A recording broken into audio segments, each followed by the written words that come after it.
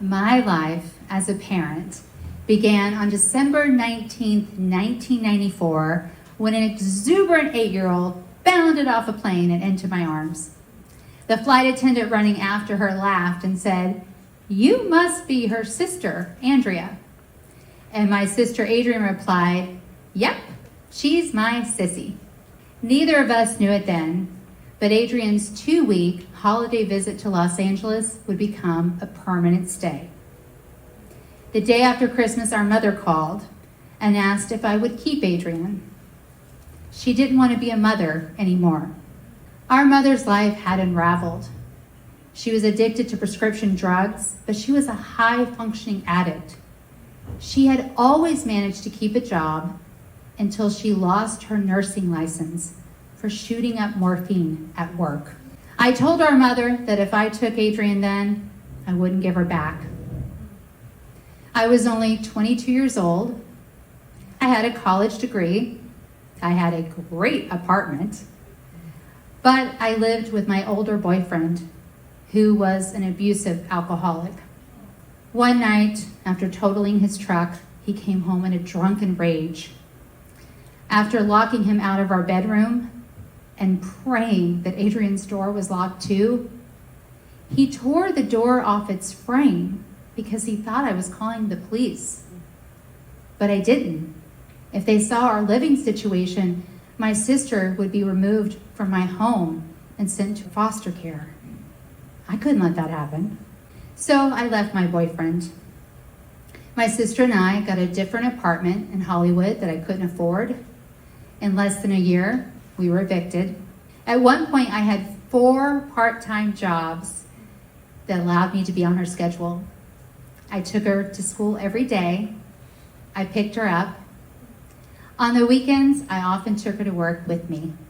We didn't have financial stability, but other parts of our lives became stable. Until I found a suicide note that Adrienne had written. She was 12 years old. I got her into counseling immediately, and over time, her depression waned. During her first year of high school, Adrienne was an honor student with a 4.0 GPA. She had a wonderful boyfriend and many friends. She was a talented artist and writer, and because she loved music but couldn't sing, she was learning to play the bass guitar. However, 1 month after her 15th birthday, I came home to find Adrienne crying, curled up in a fetal position on the floor, saying she couldn't breathe. 6 hours later, an ER doctor told us she had tumors in her liver and lungs. 2 days later, a biopsy revealed she had stage 4 liver cancer.